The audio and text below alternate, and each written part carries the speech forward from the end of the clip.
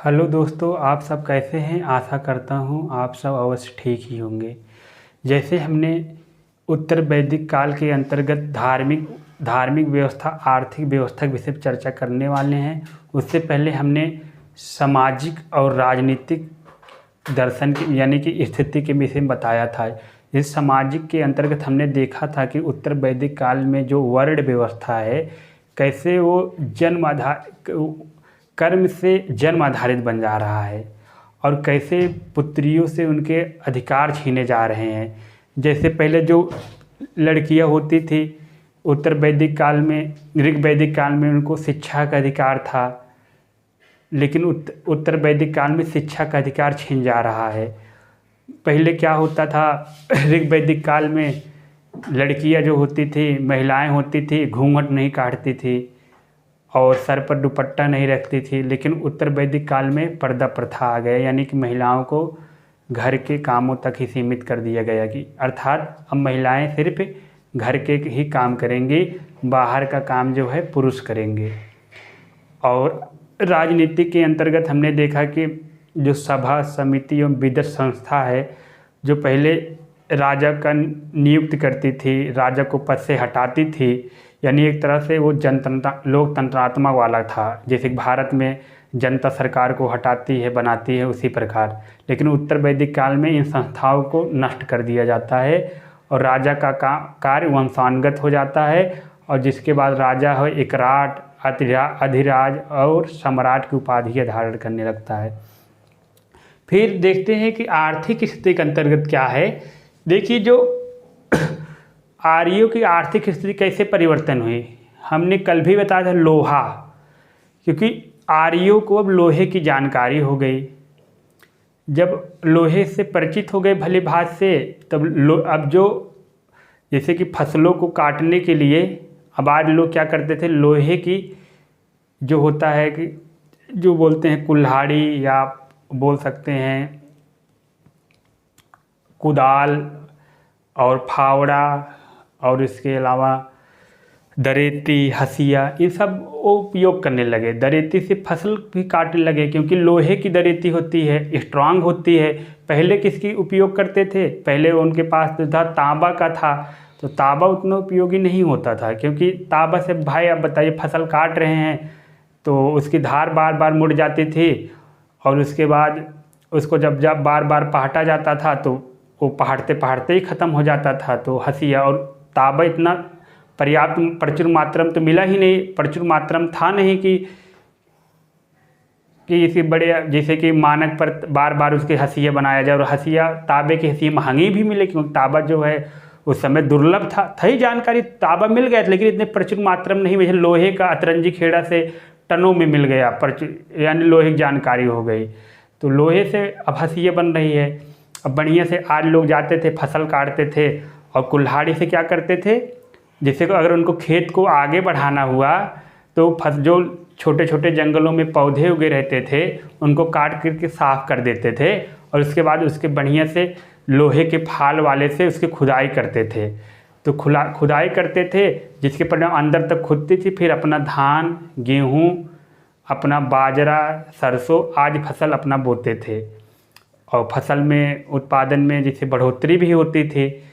तो ये सब आर्यों ना एकदम बढ़िया चला। तो इसलिए जो यजुर्वेद का शतपथ ब्राह्मण है, शतपथ ब्राह्मण में यह उल्लेख मिलता है कि आर्यों का जो कार्य पहले क्या था, ऋग वैदिक काल में पशुचारण था और द्वितीय कार्य था कृषि। लेकिन यहाँ इस समय उत्तर वैदिक काल में प्राथमिक कार्य कृषि हो जा रहा है, यानी अब आज लोग कृषि करते हैं, गाय भैंस नहीं चराते हैं और पशु नहीं चराते हैं।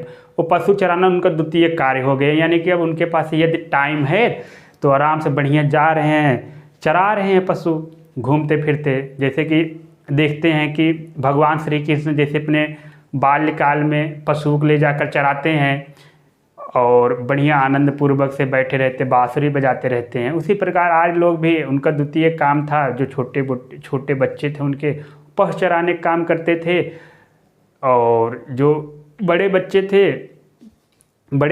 थे और सामान्य लोग, उनके माता पिता, वो अपना बढ़िया से घर में खेती करने के लिए निकल जाते थे सुबह के समय और शाम के समय आते थे। तो ये ऐसा इनका जीवन पद्धति ऐसे आर्यों का चलता रहा। फिर उस समय जो आर्यों की, देखिए सतपर ब्राह्मण में कृषि कैसे बनी, या इस समय 4 जानकारी मिले, जुताई, बुआई, कटाई, मड़ाई। यानी जुताई मतलब कि आज लोग अब कृषि कर रहे, खेत की जुताई भी कर रहे हैं, जोतने के बाद फसल भी बो रहे हैं, फसल बोने के बाद कटाई भी कर रहे हैं, कटाई करने में मड़ाई भी कर रहे हैं, यानी बंटवारा भी कर रहे हैं। ये सब चीज़ें आपको सतपर ब्राह्मण में देखने को मिल जाएगा, क्योंकि यह सब किसके माध्यम से संभव, लोहा आया, हथियार जिसे बनाने के बड़े कारखाने लगने लगे, तांबा गलाने, जो धातु तांबा उसको गलाने के लिए बड़ी बड़ी फैक्ट्री लगने लगी, और जिससे और लौह उपकरण प्राप्त बनाए जाते थे लोहे से, तो जिससे कि जीवन सुलभ हो सके, ये सब होता था। लोहे को जो है श्याम अयस या कृष्ण अयस भी बोला जाता है। जैसे उत्तर वैदिक काल में लोहे की जो जगह शब्द प्रयोग हुआ श्याम अयस और कृष्ण अयस। श्याम मतलब होता है कि सांवला, कृष्ण मतलब भी सांवला हुआ, श्याम हुआ, तो इस तरह से एक ही नाम है, क्योंकि कृष्ण भगवान का नाम श्याम भी है, कृष्ण भी है। तो इस तरह से कृष्णयस या श्यामयस था। और उसके बाद अब लोग जैसे कि आर्य लोग थे उत्तर वैदिक काल में, अब पहले था प्रिंटेड ग्रे, यानी कि किसका बर्तन का उपयोग करते थे, ब्लैक एंड रेड मृद भांड का उपयोग करते थे, यानी काले एवं लाल मृद भांड का उपयोग करते थे। लेकिन यहाँ इस मृद भांड मतलब मिट्टी का बर्तन होता है, जो पक्के हुए मिट्टी का बर्तन होता है। जैसे कि आप देखते हैं गागर होता है, मटका होता है, उसे उत्तर वैदिक काल या ऋग वैदिक काल में मृद भांड बोलते थे। तो वहाँ जो मटका होता था उस पर बड़ी ना डिजाइनिंग भी की जाती थी, उस पर बहुत सजाया जाता था। ऐसे ही सजाया जाता है जैसे कि आप कभी शादी विवाह में देखेंगे, जब किसी लड़की या लड़के की पूजा होता है तो मटके में सजाया जाता है, गोबर से सजाया जाता है, उसमें शुभ गणेश जैसे स्वास्तिक चिन्ह भी बनाए जाते हैं, और साथ ही साथ उसमें धान भी गोदा जाता है छोटे छोटे। तो ऐसा कुछ ही जो था उत्तर वैदिक काल में भी था, लेकिन 4 प्रकार के मृद भांड मिले हैं। ब्लैक एंड रेड मृद भांड है, यानी कि काले एवं लाल रंग के मृद भांड है। फिर एक है प्रिंटेड ग्रे मृद भांड, यानी चित्रित धूसर मृद भांड है। एक ब्लैक मृद भांड है, एक रेड मृद भांड, एक लाल रंग का मिट्टी का बर्तन है, एक काले रंग का, और एक है चित्रित धूसर, यानी उस पर चित्र भी बना हुआ है मिट्टी के बर्तनों के ऊपर। आप अगर कहीं देखे होंगे, कई मूवियों में भी दिखता है, जो मिट्टी का मटका रहता है, यानी मटका जो बनता है, उस मटके के ऊपर आप देखेंगे चित्र भी बना रहता है। जैसे किसी पानी ले जाती हुई स्त्री का चित्र बना रहेगा, या किसान का चित्र बना रहेगा, या कोई पशु पक्षी का चित्र बना रहेगा, उस पर अंकित रहता है। तो लेकिन उत्तर वैदिक काल में 4 प्रकार के जो है ये जानकारी मिल जाती है बर्तनों की। ब्लैक एंड रेड मृद भांड, ब्लैक मृद भांड, प्रिंटेड ग्रे मृद भांड एंड रेड मृद भांड। और उस समय जो मृद भांड जो बनता था बड़े स्तर पर, तो उसके जो प्रधान होते थे, उसके प्रधान को श्रेष्ठिन भी बोला जाता था। जैसे कि अब लोहार है, लोहार जैसे कि अगर ओका मुखिया है, उसके अंतर्गत जो हसिया दरेती और साथ ही साथ फावड़ा बन रहा है, उसका जो मुखिया होगा उसको बोल जाएगा श्रेष्ठिन। और जो कुम्हार, जैसे कुम्हार है जो बनाने वाला है भरुका को, यानी कि भरुका जो बनाता है, मटका बनाता है और दिया बनाता है, तो उसके जो मुखिया उसको बोलते हैं क्या, श्रेष्ठिन। उसके भी मुखिया श्रेष्ठिन बोला जाता है। ऐसा ब्राह्मण ग्रंथ में मिलता है, श्रेणी का जो प्रधान होता है।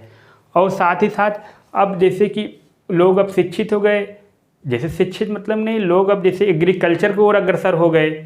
उत्तर वैदिक काल में, ऋग वैदिक काल में वस्तु विनिमय प्रणाली थी, यानी कि धान लेते थे, गेहूं देते थे, ऐसा सिस्टम था, अर्थात धान बदले नहीं। जैसे कि वहाँ क्या होता है, ऋग वैदिक काल में लोग कोई बदलने के लिए उपयोग करते थे, घोड़े का उपयोग करते थे, या निष्क जिसे बोलते हैं सोने से बने आभूषण को निष्क बोलते थे, इसका ही उपयोग करके, और गाय, इन तीनों को उपयोग करके कोई चीज़ बदलते थे। जैसे किसी व्यक्ति को कोई चीज़ चाहिए, या तो वह निष्क देता था सोने से बनी आभूषण, या तो कोई गाय दे देता था, या तो कोई घोड़ा, इसी का बना हुआ ये बोलते हैं।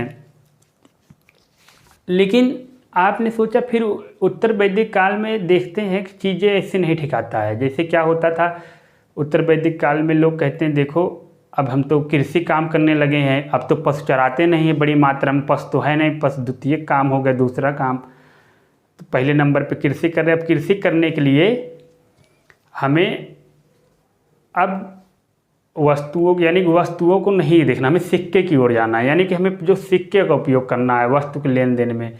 तो इसके लिए 4 प्रणालियाँ बनाई गई थी भार माप तौल के लिए, यानी कि एक मानक बनाया गया था जिसको निष्क, शतमान, कृष्णल और पाद बोलते हैं, और रत्तिका।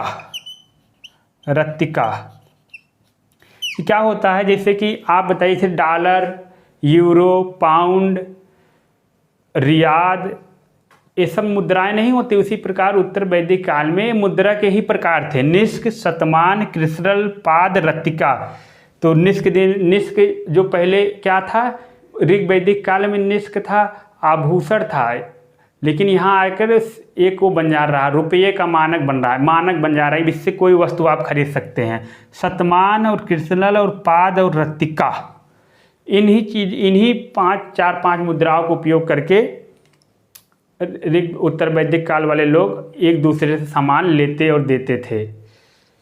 लेकिन हालांकि सिक्के का उतना बड़े स्तर पर प्रयोग नहीं होता था, खाली छोटे लेवल पे ही लेन देन होता था। अपितु बड़े स्तर पर जो लेन देन होता था, तो बड़े स्तर पर उनका वस्तु विनिमय प्रणाली ही चलता था, जो अंतर्राष्ट्रीय स्तर पे व्यापार होता था। जैसे अंतर्राष्ट्रीय स्तर पे जो आर्य लोग थे, उनको समुद्र की जानकारी भी हो गई थी, पूर्व और पश्चिम के पूर्व उनको पता चल गया भैया हिंद महासागर है, और यानी कि अरब खाड़ी है, और पश्चिम पूर्व की ओर इनका पता चल गया बंगाल की खाड़ी है, यानी कि बंगाल की खाड़ी पूर्व की ओर, पश्चिम की ओर अरब की खाड़ी, इसके विषय में उनको पता चल गया। तो उनका व्यापार भी होता था अरब से, तो उसके लिए वो वस्तु विनिमय प्रणाली का उपयोग करते थे। तो जिसके लिए वो घोड़े और गाय और निष्क जो सोने का भूषण है वही लेन देन करके अरब वाले से मदिरा जो अंगूर की बनती थी उसको लेते थे, और सौंदर्य प्रसाधन के सामान मंगवाते थे। तो यहाँ से निर्यात जो किया जाता था, यहाँ से बड़े स्तर पर निर्यात फसलों को किया जाता था, पशुओं को किया जाता था, बड़े स्तर पर जो घोड़े का किया जाता था। अच्छी नस्ल के घोड़े अरब में भेजे जाते थे, बहुत जो अरब में बहुत तेज दौड़ते थे रेगिस्तान में, तो इस तरह से वहाँ सब भेजे जाते थे घोड़े वगैरह। और जो व्यापार एवं वाणिज्य था बड़े स्तर पे होता था, जैसे कि पश्चिम एवं पूर्वी बंदरगाहों पर व्यापार होता था।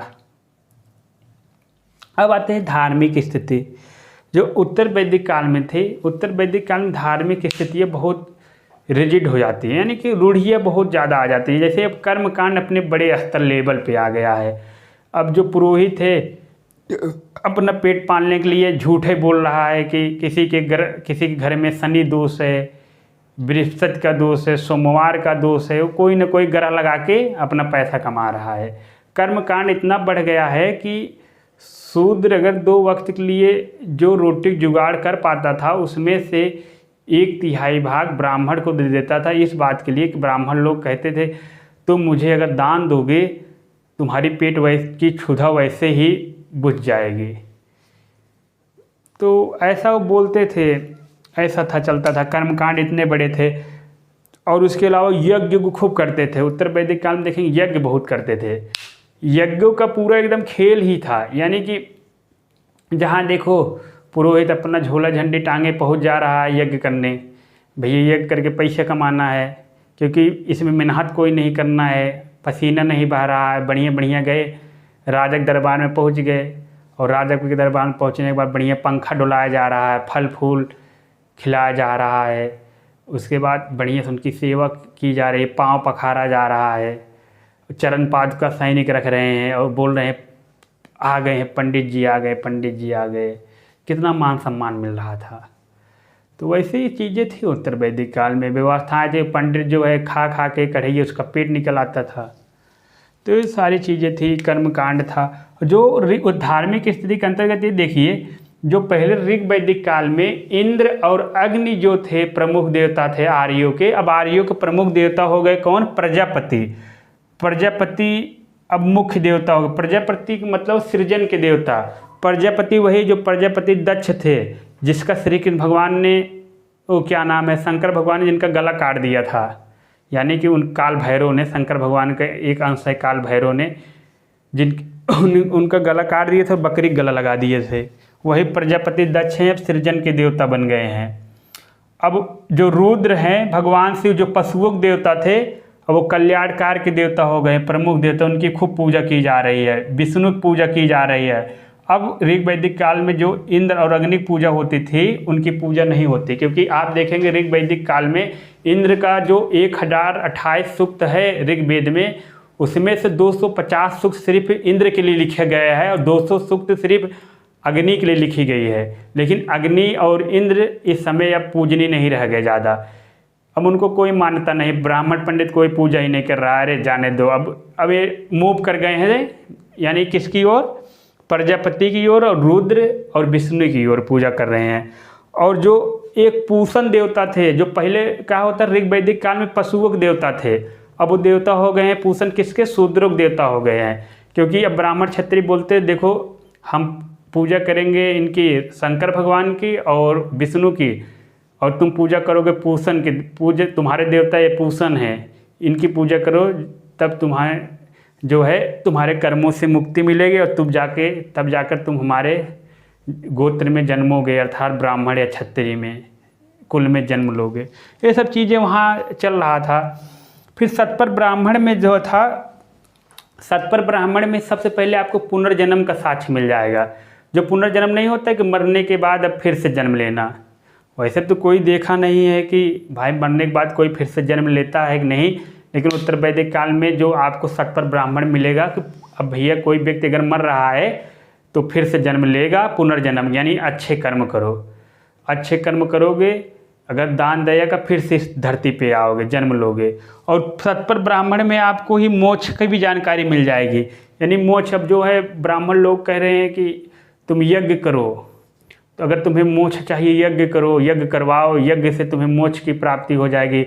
वही उपनिषद है, उपनिषद बोल रहे हैं नहीं, मोक्ष कर यज्ञ कराने से कुछ नहीं होता है, ध्यान करो, तप करो, जप बल करो, इनसे सबसे मोक्ष मिलेगी, यानी कि पुरुषार्थ करो, जो धर्म अर्थ काम मोक्ष होता है उनकी ओर अग्रसर हो। ये सब सारी चीज़ें आपको देखने के लिए मिल जाएगी। और साथ ही साथ स्त्रियों को अर्धांगिनी कहा गया। अर्धांगिनी, सबसे पहले सतपर ब्राह्मण में स्त्रियों को अर्धांगिनी कहा गया है। अर्धांगिनी मतलब कि कहते नहीं कि आधा अर्धांगिनी, यानी कि पुरुष की अर्धांगिनी है ये लड़की, इस शब्द का प्रयोग मिल जाता है, अर्धांगिनी। उसके बाद आप देखेंगे 2 प्रमुख ग्रंथ भी आ जाते हैं, जो 2 सबसे बड़े महाकाव्य हैं, रामायण और महाभारत उत्तर वैदिक काल में। अब आज लोग इसका भी जिक्र कर रहे हैं कि महाभारत जैसी घटनाएं हुई थी और रामायण जैसी भी घटनाएं हुई थी, तो ये भी उत्तर वैदिक काल में ही मिल जाते हैं। फिर मूर्ति पूजा भी उत्तर वैदिक काल से ही प्रारंभ हो जाती है, आभास मिलने लगता है। पहले क्या था, आज लोग थे प्राकृत की पूजा करते थे ऋग वैदिक काल वाले, लेकिन अब आज जो हैं उत्तर वैदिक काल में पूजा कर रहे हैं विष्णु की मूर्ति बना के, शंकर की मूर्ति बना के, तो मूर्ति पूजा का आभास मिल जाता है वहाँ से। फिर जो आज लोग थे वो चाहते थे कि शूद्र व्यक्ति जो हैं वो आगे जो है उन्हें उनसे बहुत ज़्यादा मात्रा में कर लिया जाए और साथ ही साथ उनसे बहुत अपनी सेवा कराया जाए। इसके लिए देखिए एक दर्शन भी आता है, चारवाक दर्शन, खूब विरोध करता है, यानी कि ब्राह्मण पुरोहितों को कहता है कि दुनिया जो है भौतिक तत्वों से बना है, पंच तत्वों से बना है, इसके सिवा कोई ही नहीं है, कोई ईश्वर नहीं है। लेकिन ब्राह्मण लोग बोलते हैं कि ये चारवाक दर्शन बेकार है, ये कुछ नहीं जानता है, ये सिर्फ प्रत्यक्ष को ही प्रमाण मानता है, जो आँखों से दिख रहा है वही सत्य है, बाकी की दुनिया असत्य है। चारवाक दर्शन उस समय फला फूला, लेकिन उत्तर वैदिक काल में ज़्यादा सफल नहीं हुआ। फिर लेकिन खट दर्शन आया, 6 दर्शन, जो बता रहा है कि देखो तुम्हें सिद्धि कैसे प्राप्त करना है। तो उसके लिए क्या हुआ, पतंजलि बता रहे हैं योग दर्शन, बोल रहे हैं कि योग दर्शन से कैसे ध्यान की प्राप्ति करना है। वो बता रहे हैं कि ध्यान के लिए आप क्या करिए, यम नियम प्रत्याहार धारणा ध्यान समाधि। वो बोल रहे हैं क्या करना है, यम करना है, नियम करना है, फिर उसके बाद आपको प्राणायाम करना है, फिर आसन करना है, फिर प्रत्याहार करना है, फिर ध्यान करना है, फिर समाधि। कहें तब जाके क्या इसमें है, आपको अगर ईश्वर की प्राप्ति करना है ध्यान करो। ध्यान से पहले आपको आसन करना, आसन में क्या कपोत आसन करना है, गरुड़ासन करो, भुजंगासन करो, और कूप मंडूकासन करो। उसके बाद गोमुख आसन करो, तरह तरह के कटपिंड मर्दासन बोलते हैं, बोल देते हैं दुनिया भर के 84 लाख आसन करो तभी तुम्हें ईश्वर की प्राप्ति होगी। तो ये सब चीज़ें आपको योग दर्शन में विस्तार से मिल जाएगा। फिर उसके बाद सांख्य मुनि आ जाते हैं।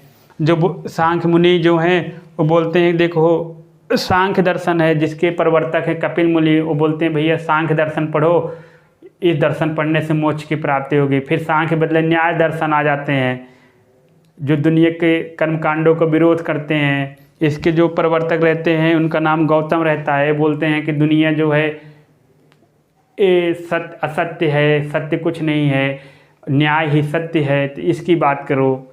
तो ये आ जाते हैं। फिर इसके बाद पूर्व मीमांसा दर्शन आ जाता है जिसके प्रवर्तक जैमिनी रहते हैं। फिर उत्तर मीमांसा आ जाता है जी बद्रायण। फिर वैशेषिक दर्शन आ जाता है जिसके उलुक कड़ाद रहते हैं। उलुक कड़ाद कहते हैं कि जो ये धरती बना है, ब्रह्मांड बना है, अणुओं से बना है, एक अणु से मिलकर के ब्रह्मांड के पदार्थों का निर्माण हुआ है। तो अलग अलग दर्शन इस समय उत्तर वैदिक काल में भी आने लगे थे। फिर उसके बाद यज्ञ के अंतर्गत जो पुरोहित लोग यज्ञ कराते थे, 5-6 प्रकार के यज्ञ कराते थे। अश्वमेघ यज्ञ, राजसूय यज्ञ, वाजपेय यज्ञ, अग्निष्टोम यज्ञ, सौत्रमणि यज्ञ, पुरुषमेध यज्ञ।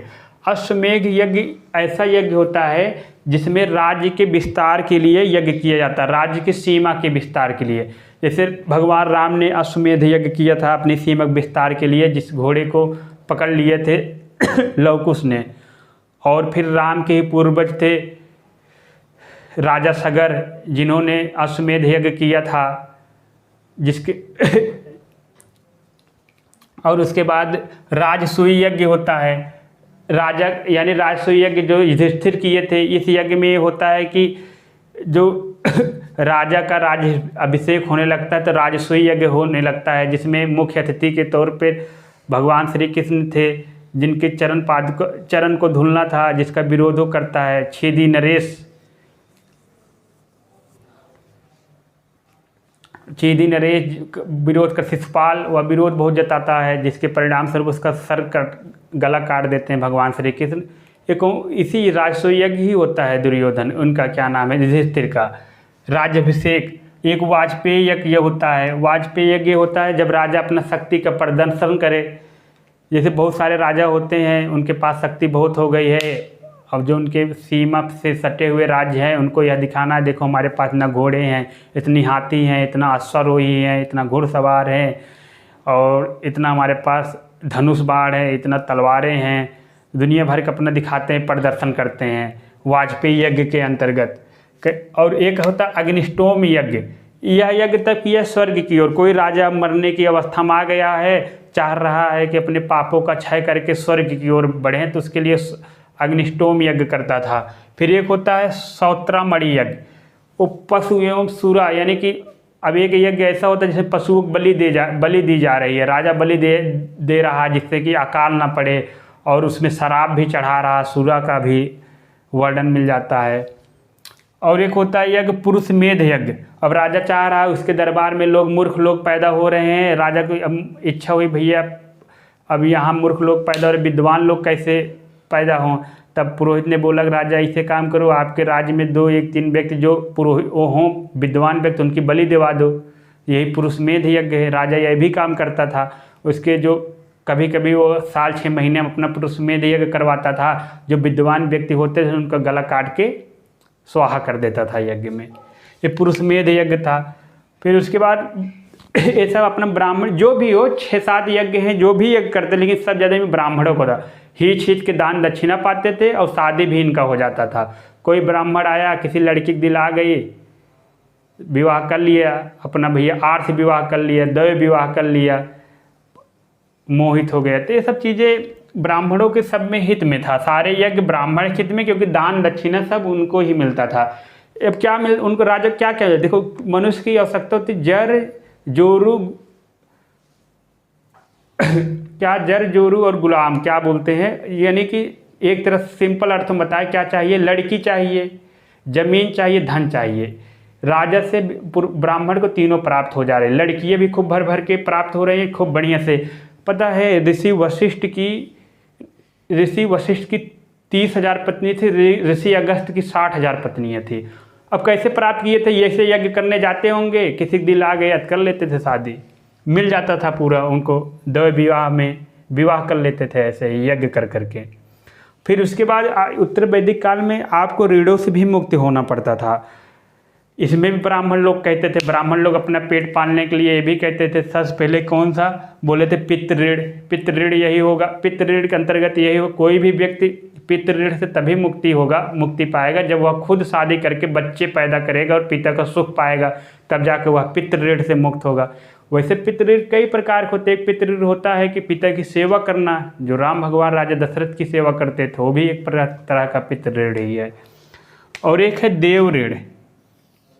देव ऋण यह है कि धार्मिक अनुष्ठान करना, धार्मिक अनुष्ठान करने से देव ऋण से मुक्त हो गए। अगर आप जन्म ले लिए हैं धरती पर, खूब बढ़िया से यज्ञ करिए, पंडितों को खूब बढ़िया से आदर सत्कार करिए ब्राह्मणों का, और उसके बाद आपको धार्मिक अनुष्ठान करिए, यज्ञ करेंगे, आपके स्वर्ग का मार्ग खुल जाएगा, आपको स्वर्ग की प्राप्ति होगी। तो ये भी होता था ऋषि ऋण। ऋषि ऋण के अंतर्गत ये था कि अपने पुत्र को शिक्षा देना। अगर आप अपने पुत्र को शिक्षा दे रहे हैं तभी आप ऋषि ऋण से मुक्त होंगे। एक संदर्भ में ऋषि ऋण का ये अर्थ होता है, दूसरे संदर्भ में होता है कि आप जिस ऋषि से विद्या ग्रहण कर रहे हैं वह ऋषि वक्त पे आपसे कुछ जो कहे कार्य करने के लिए, वह कार्य करने के लिए आप तत्पर हो जाते हैं, वह ऋषि ऋण है। जैसे कि आप देखेंगे महाभारत में अर्जुन से ऋषि ऋण मांगा जाता है। जैसे अर्जुन से गुरु दक्षिणा मांगते हैं, गुरु द्रोणाचार्य बोलते हैं कि देखो जाकर राजा द्रुपद को हराकर हमारे कदमों में ले आओ, झुका दो, तब यही तुम्हारे गुरु दक्षिणा होगी। जिसके बाद अर्जुन उनको परास्त करके गुरु द्रोणाचार्य के चरणों में झुका देते हैं द्रुपद को। तो हो गया ऋषि ऋण। तो ये सारी चीज़ें उत्तर वैदिक काल में चीज़ें बड़े स्तर पर था। और उत्तर वैदिक काल में एक समस्या और थी, यहाँ पर ही सबसे पहले बीजारोपण हो जाता है। जैसे हमने बताया था कि ऋग वैदिक काल में पहले था वर्ण व्यवस्था, यानी कि रंग के आधार पर यहाँ जातीय क्यों बन गई, क्योंकि लोहे के आने से बनी। लोहा क्योंकि लोहे से बहुत सारी जातियाँ बन गई, कोई लोहे से लोहार बन गया, लोहे काम कर, फिर उपयोग करके कोई और अन्य काम कर रहा है, जैसे कि लोहे कुल्हाड़ी बनाकर लकड़हारा काम कर रहा है, लकड़ी काटने जा रहा कुल्हाड़ी लेकर। तो यानी कि एक तरह से प्रत्यक्ष अप्रत्यक्ष रूप से लोहे से जुड़े व्यक्ति जो कार्य करते थे वो अलग अलग जातियों में विभाजित होते चले गए। तो ये था हमारे उत्तर वैदिक काल के विषय में। इसी के साथ धन्यवाद। आगे हम फिर चर्चा करेंगे महाजनपद काल के विषय में, जो 16 महाजनपद थे, जिसमें आप पढ़ेंगे चेदी और साथ ही साथ वत्स, मगध, कंबोज, गंधार और अंग, जहाँ के राजा अंगराज कर रहे थे। तो इस सब 16 महाजनपदों के विषय में कल जानेंगे। इसी के साथ धन्यवाद।